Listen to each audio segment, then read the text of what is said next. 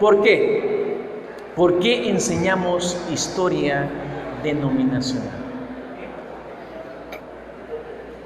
Yo creo que los que cenaron tienen más fuerza. O los que no cenaron algunos, ¿verdad? No sé.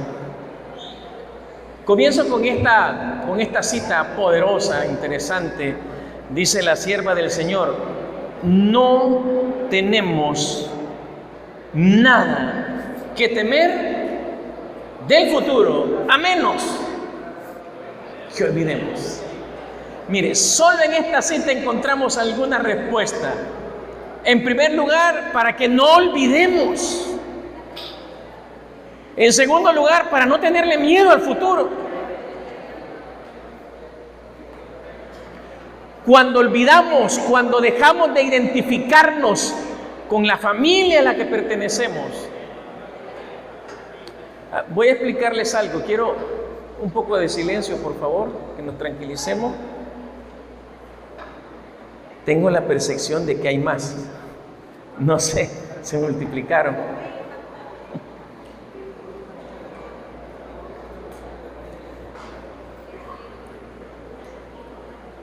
Muchos de nuestros jóvenes,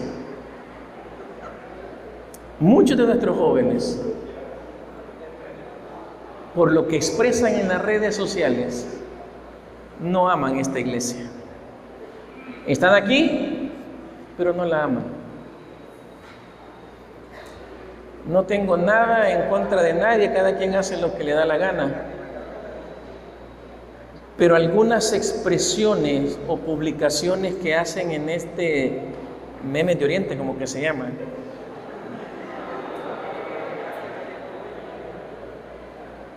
son expresiones de odio contra la misma iglesia.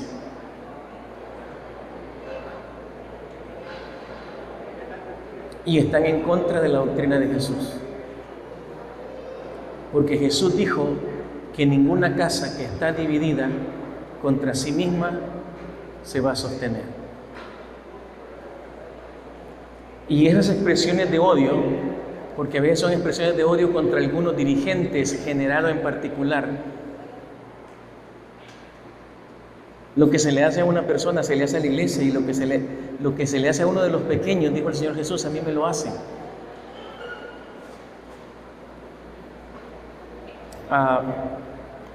Muy acertado lo que dijeron ellos acá, para conocer, para nuestras raíces, pero es para que aprendamos a amar también. No tenemos que tenerle miedo al futuro, y hoy tenemos una generación de jóvenes que le tienen miedo al futuro. Le tienen tanto miedo que terminan violando los mandamientos de Dios, porque le tienen miedo. Porque se han olvidado de lo que Dios ha hecho en el pasado por sus hijos, por la iglesia. No tenemos nada que temer al futuro, a menos que no conozcamos nuestra historia o la olvidemos.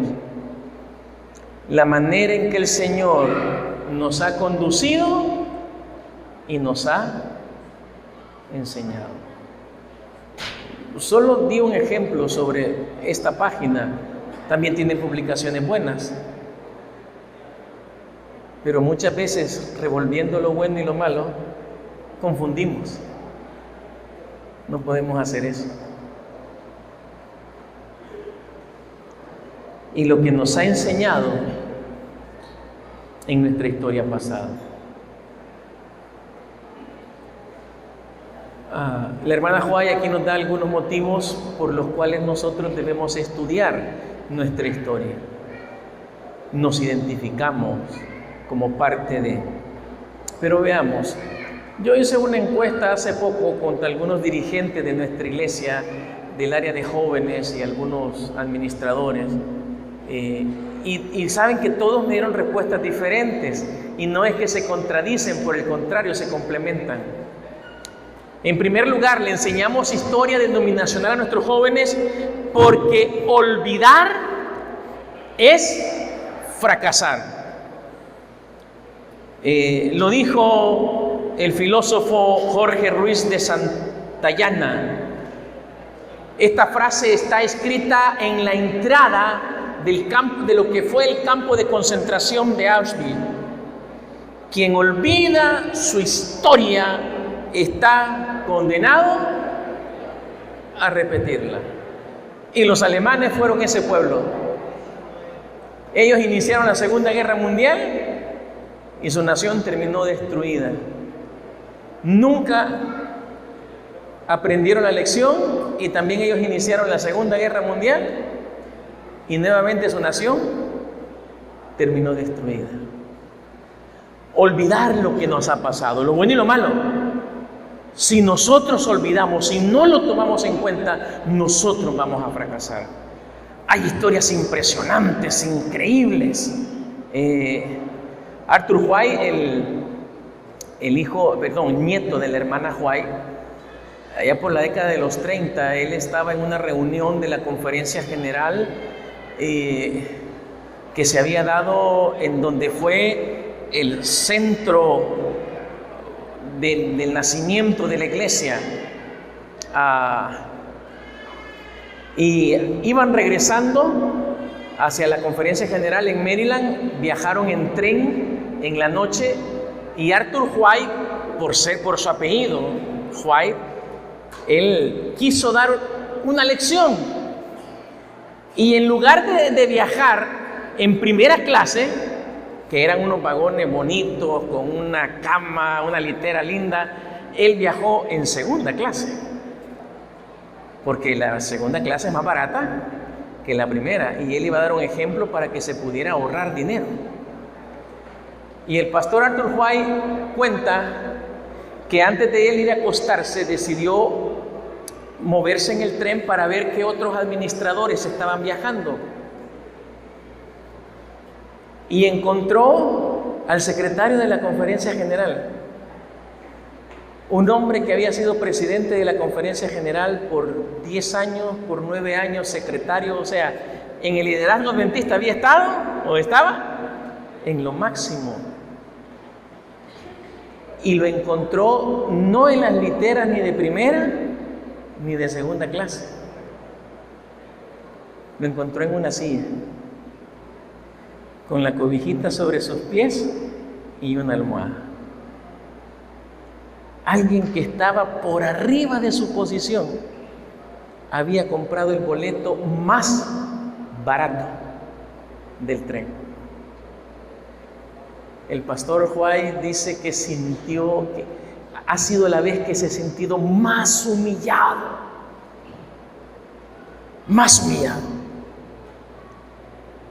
Porque mientras él, tratando de sacrificarse, iba en segunda clase, alguien con una posición mayor iba en el asiento más barato del tren para no recargar a la iglesia.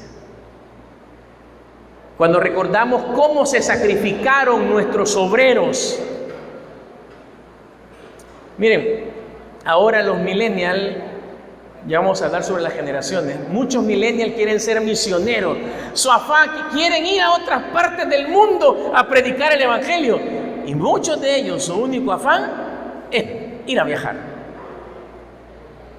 Porque cuando les dicen que para ir a la India ellos tienen que costearse su boleto, ellos tienen que pagarlo, que allá en la India solo les van a dar para vivir, el pago de la casa y la comida, y no para más, muchos desisten.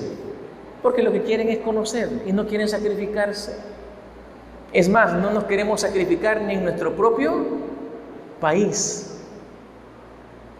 Jóvenes, no olvidemos nuestro pasado, porque podemos fracasar. No olvidemos, por eso le enseñamos historia. Mire, a los muchachos no solamente se les enseñan datos, se les muestran hechos, realidades de lo que pasó. Si usted al dar las clases de historia denominacional solo se centra en las fechas, en los nombres, no, hombre, usted pierde el sentido de ser. Pero vamos a ver otro más. Enseñamos historia denominacional para defendernos de ataques. Quizás no muchos conocen a ese señor, creo que ya falleció.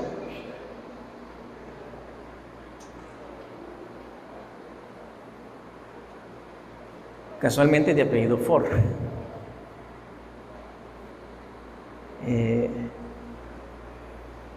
Este pastor fue adventista y lanzó terribles ataques contra la iglesia, especialmente contra la doctrina del santuario, a tal grado que a principios de la década de los 80 la Conferencia General llamó a un concilio para poder estudiar la posición de este pastor, el pastor Ford. Él es de origen australiano. Y muchos teólogos adventistas se fueron del lado de él. Atacó a la iglesia, atacó a los pioneros, atacó los fundamentos de las 2300 tardes y mañanas de 1844, del momento en que Jesús pasa del lugar santo al lugar santísimo. Y ahí por internet ahora hay tantos ataques y tantas cosas, y muchos de nosotros caemos en las tonterías que algunos dicen, porque no conocemos nuestra historia. Tenemos que aprender a defendernos de los ataques. La hermana Huay y el espíritu de profecía han sido blanco constante de ataques de personas de fuera de nuestra iglesia. Nosotros aprendemos historia denominacional para que nuestros muchachos aprendan a defenderse, para que no sean blanco fácil de los ataques que Satanás hace a través de otras personas, incluso algunos que se llaman adventistas. Enseñamos historia denominacional para mantener vivas nuestras raíces. El himnario adventista, ¿qué tan adventista es?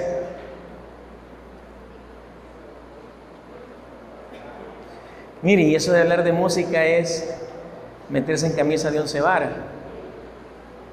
¿Qué tan adventista es el himnario adventista? Les voy a contar algo. Esto es historia denominacional. Nuestros primeros pioneros, los pastores, visitaban sus iglesias y a veces podían visitarlas una vez al año y solo iban a recoger los diezmos. ¿No les suena conocido?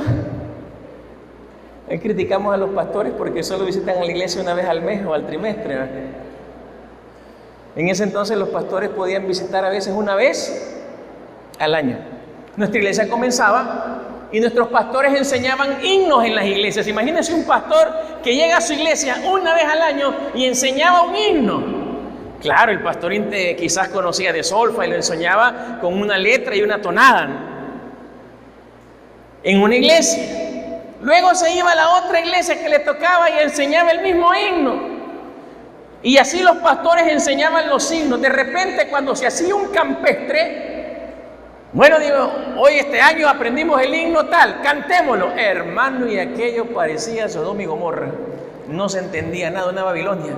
Unos con una tonada, otros por otra tonada, otros con otra letra, otros le habían cambiado. Y ese fue un problema serio. ¿Cuál creen ustedes que fue la solución que encontraron nuestros pastores pioneros? ¿Ah? Sí, pero no existían iPad ni iPhone para enseñar la tonadita. Sí. ¡Ah! Y usted se ganó algo, ¿verdad? Así que ya no le voy a dar. ¿Qué es la respuesta?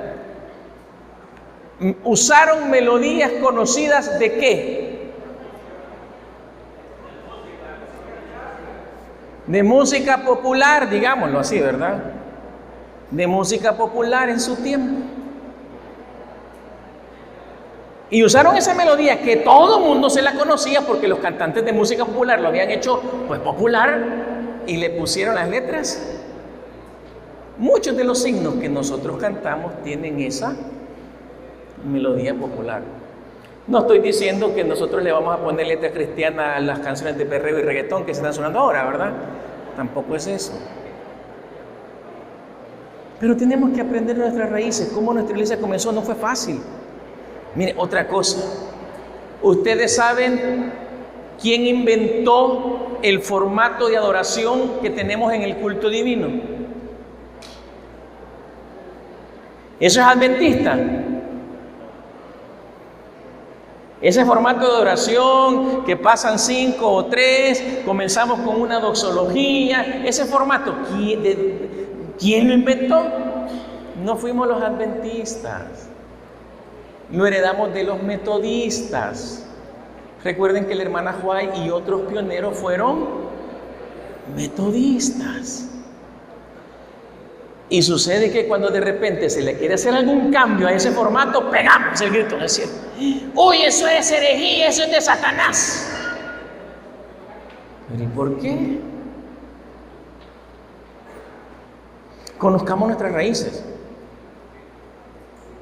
para darnos cuenta que nuestros pioneros eran mucho más sensatos que muchos de nosotros ahora en día. Enseñamos historia denominacional para conocer y entender nuestra herencia familiar, religiosa. Mis hijos tuvieron un especial cariño con mi mamá, su abuela materna. Les dolió mucho cuando su abuela falleció. Mamá falleció hace 9 años. Hoy me acompaña mi hijo, ese muchacho guapo que han visto que anda vendiendo lapiceros. Ese es mi hijo. Mi hija no está en el país, está estudiando en Montemorelos. Y una vez yo le pregunté a mi hija, ¿qué es lo que más extrañas de tu abuela? Y mi hija me dijo, cuando ella se ponía a contarnos historias de ustedes, tuya y de tus hermanos, y de ella y de su familia. Era lo que más me gustaba. Y mi hija se identificó con su abuela y con su familia. Nosotros necesitamos identificarnos, que nuestros jóvenes reconozcan, que conozcan, que amen, que abracen la herencia familiar que esta iglesia les está dando. Nosotros somos parte de esta iglesia, lo dije al principio, no podemos enseñarles otras cosas sino a amarla, a interiorizar esa herencia familiar y religiosa que nos dan. Visitando la casa de la hermana White encontré, o mejor dicho vi, que la hermana White en su última casa, ahí en Santa Elena, California, donde ella vivió y murió, en la chimenea tenía un asunto un poco extraño. Y entonces cuando le preguntamos al pastor que nos andaba dando el tour ahí, ¿verdad?, en la casa, nos dijo que eso era, lo usaba la hermana White para hacer palomitas de maíz. Que cuando sus nietos llegaban, ella llenaba de maíz aquello y ponía en la chimenea para hacerles palomitas de maíz a sus nietos. Cuando ella recibía el sábado, lo hacía con sus nietos en la casa. Y ella escogía al más pequeño, a veces un nieto de 5 años, y no importaba si ahí estaba el presidente de la conferencia general. El que oraba en la recepción de sábado era el niño más pequeño, porque a ella no le gustaba que aburrieran a los niños con oraciones largas. Y ahora nos encanta, ¿verdad? Creemos que entre más larga es la oración, más rápido va a llegar al cielo. Aprendamos a amar la iglesia porque es nuestra familia. Ustedes son mis hermanos. Los conozca o no los conozca, me amen o no me amen, les caiga bien o les caiga mal, son mis hermanos, son mi familia. Yo debo conocer su historia, nuestra historia como iglesia, porque así nos vamos a identificar. También para inspirar nuestra misión.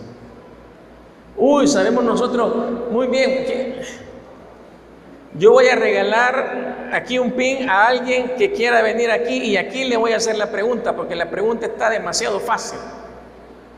Si me la contesta, le doy el pin. Si no me la contesta, aunque sea un brazalete de estos, le voy a dar. ¿Quién? ¿A quién le voy a hacer la pregunta? Ahí viene, ven. Está fácil.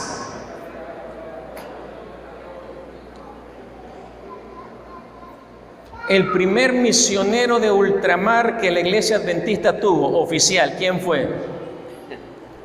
¿De dónde? De ultramar. Sí, o sea, que fuera de Estados Unidos, pues.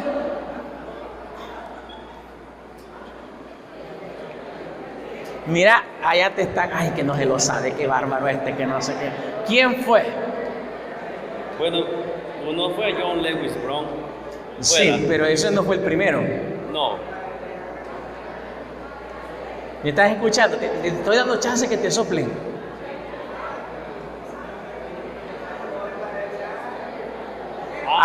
Sí, pero... Aunque sea el apellido, decime, ya te lo gritaron de por allá.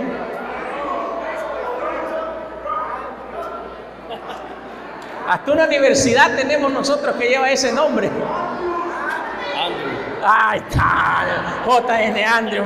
Mira, te voy a dar chance, escoge un pin, escoge el que quieras ahí.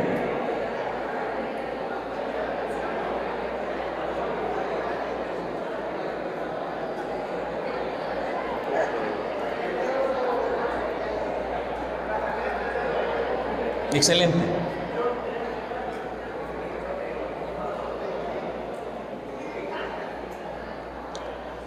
Cuando la iglesia adventista mandó a J.N. Andrews a Europa, la hermana White más tarde escribió: estamos enviando al hombre, al soldado más capaz de nuestras filas, al mejor. Porque J.N. Andrews tenía un futuro impresionante. Él tenía un tío que era senador en el Congreso de los Estados Unidos, y el sueño de J.N. Andrews era llegar a ser senador de los Estados Unidos.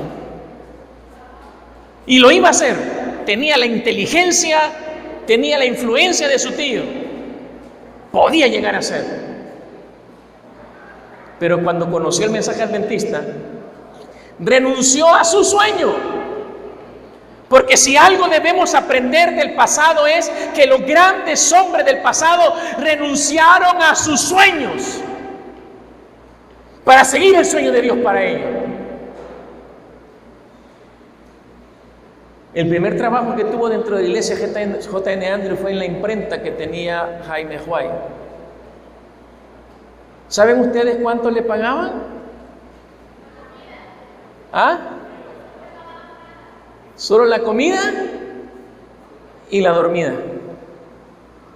Y no crean que había cosa buena para comer. A veces solo papas, desayuno, almuerzo y cena. Pudo haber sido un hombre grande ante los ojos de la humanidad, pero decidió ser un gran misionero para el Señor. Cuando él se fue para Europa, pocos lo saben, una clave del ministerio de él en Europa fue su hija. Su hija tenía 15 años, 14 años cuando fue para Europa, y aprendió rápidamente el francés, un idioma que ellos necesitaban, y se convirtió en la editora de la revista que la iglesia comenzó a publicar en Europa. A los 16 años se enfermó de tuberculosis la muchacha. La trajeron a Estados Unidos, creo que 16 o 17 años ella falleció de tuberculosis. Una niña tan pequeña siendo misionera en el extranjero. La historia denominacional inspira la misión. Estos hombres que fueron grandes personas lo dejaron todo para que el evangelio del Señor se predicara. También enseñamos historia denominacional para interiorizar nuestra identidad como remanente. No somos cualquier pueblo, no somos cualquier iglesia. Entendámoslo, no lleguemos al orgullo, entendamos que somos el pueblo del Señor. No porque somos los mejores, por el contrario, quizás somos los peores, pero el Señor en su misericordia nos escogió a nosotros. Y aunque somos seres humanos imperfectos, con muchos errores, el mensaje que Dios ha depositado en su iglesia es el perfecto mensaje y es el mensaje de esperanza para este mundo. Ninguna otra iglesia lo tiene, discúlpenme. Ninguna otra iglesia, ninguna denominación Somos nosotros, somos especiales, somos el remanente. Ama eso, aprende a amarlo, a respetarlo y transmíteselo a los niños. Por eso aprendemos historia denominacional. Y por último, aunque ya lo mencioné varias veces, para aprender a amar al pueblo de Dios. Dejemos de andarnos criticando entre nosotros, tirándonos cosas en las redes sociales. Eso es pecado. Es como violar el sábado. Es lo mismo. De nada te sirve ser un observador del sábado si atacas a la iglesia del Señor de esa manera. De nada te sirve. Aprende a amar la iglesia del Señor. Cuando yo visité la casa de la hermana Huay, muchas personas que han ido en esa casa dicen que cuando entran a esa casa ellos sienten así como un hormigueo en el cuerpo, como un lugar, ¿sabe? Yo no lo sentí, tan pecador soy que no lo sentí. Pero yo salí impresionado de la última historia que nos contó el pastor que nos dio el tour. Bueno, les voy a contar dos cosas. De las casas que la hermana Huay tuvo, esa es la única donde ella ha escrito así, lo escribió. Ella siempre escribía que recibía la visita de ángeles, pero solo en esa casa ella escribió que recibió la visita de Jesús y los ángeles. La casa de la hermana Huay queda así en un llano, en un valle, y así arriba en la montaña está el Hospital Adventista de Santa Elena. Desde ese hospital, está a la orilla de la calle, se puede ver allá abajo la casa de la hermana Huay. Y cuentan que en una ocasión los empleados del hospital llamaron a los bomberos porque desde el hospital vieron que se estaba incendiando la casa. Cuando los bomberos llegaron no encontraron fuego, tocaron a la puerta de la casa, preguntaron por la persona dueña de la casa, bajó la hermana Huay, ya muy anciana, y le preguntaron que qué había pasado, que los empleados del hospital habían llamado que la casa se estaba quemando, porque vieron una intensa luz sobre la casa, y en esa ocasión fue, dijo ella, es que Jesús y sus ángeles me estaban visitando. La hermana Huay, ahí en el segundo nivel, cerca de su habitación donde ella dormía, tenía unos rollos de tela, así rollos como los de los almacenes de tela. Ella mantenía rollos de tela, no es que tenía venta de tela. Ella salía en su carruaje con una de sus secretarias casi todas las mañanas y se iba a visitar a sus vecinos. No es que fuera una viejita chisposa tampoco. Ella siempre le decía a la cocinera que para el almuerzo hiciera más platos de los que se necesitaban en casa. Y en esas visitas, cuando ella encontraba familias que no tenían para comer, los invitaba a comer a su casa.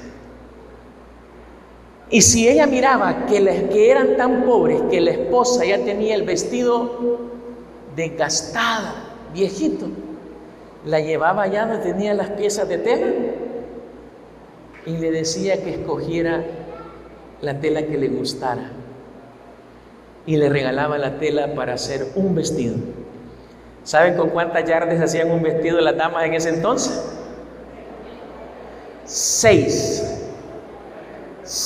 yardas. Y la hermana Huay le regalaba 6 yardas de esa tela. Cuando la hermana Huay murió,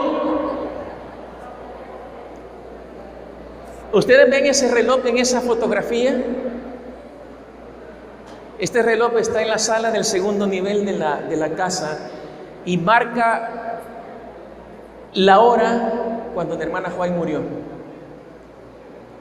Solo está un minuto adelantado, porque la persona, que era una de las sirvientas que habían en la casa, detuvo el reloj un minuto tarde. Casi 20 minutos antes de las 4 de la tarde, falleció. Y cuando la velaron, la primera velación de la hermana Huay, hubieron 3 velaciones, pero el primer servicio fue ahí en su casa. Llegaron más de 400 personas al servicio. Y la mayoría de ellos no eran adventistas. Y no llegaron porque era la profeta. Para ellos no era la profeta del Señor. Muchos de ellos dijeron: venimos a darle honor a la amable ancianita de vestido negro. Eso era la hermana White para sus vecinos, la amable ancianita de vestido negro. Como todos nosotros, era un ser humano que amó a Jesús y amó a esa iglesia. Amemos esta iglesia, hermano. Y junto a nuestros vecinos y las personas que están cerca de nosotros, comportémonos como hijos del Rey de Reyes y Señor de Señores.